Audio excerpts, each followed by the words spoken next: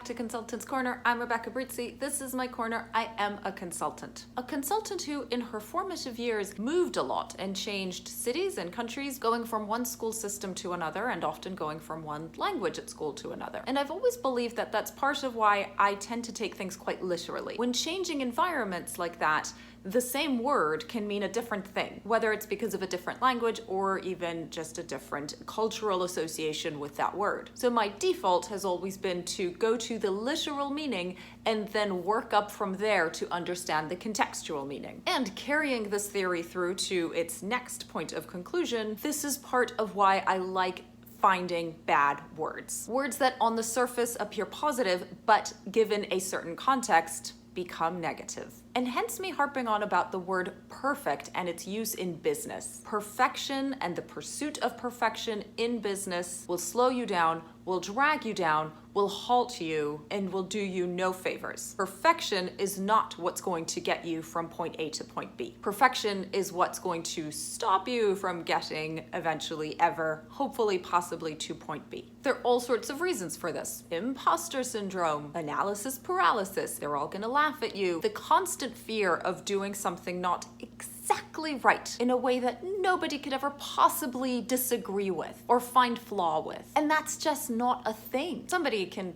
always disagree. I mean,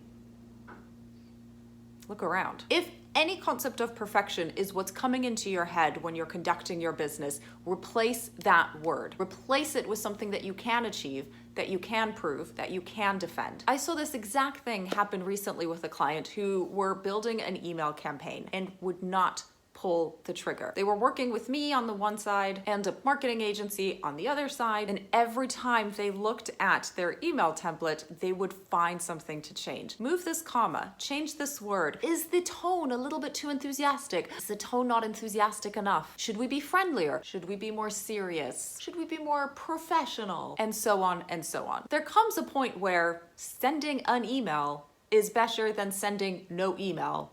So let's just send the email as it is. Anything worth doing is worth doing badly. Because really, how bad could this email be at this point? Even if after they sent it, they looked at it and said, oh, I wish we'd struck a different tone, or I wish we'd mentioned something that we forgot to mention. Send another email. Improve it for next time. But if you never even send it, then you have done nothing. Have faith in what you are doing in your work. Have faith that it's good enough. Good enough for what matters to you. And that's the trick. What matters to you? Forget people calling you perfect. What do you actually want them to say about you? Perfect doesn't mean anything because their view of perfection might be very different from yours. So what is it you want them to say about you? Do you want them to say that you are effective? Do you want them to say that you are efficient? Do you want them to say that you are trustworthy? Do you want them to say that you are friendly? Do you want them to say that you are reliable? Do you want them to say that you are intelligent? Do you want them to say that you are honest? Do you want them to say that you are knowledgeable? Do you want them to say that you are approachable? What do you want people to say about you? That's your focus,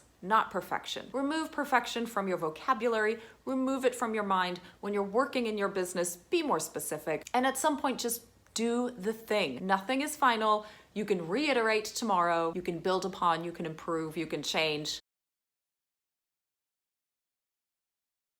What is it you want people to say about you? Get rid of the word perfect, and if they're not calling you perfect, what are they calling you? Give that some thought. Share your ideas in the comments below. And this exercise will serve you well in preparing for next week's video, in which we'll talk about business-to-business buyers, not the same as consumer buyers. Subscribe to the channel so you don't miss a thing, and I will see you next week. Bye now.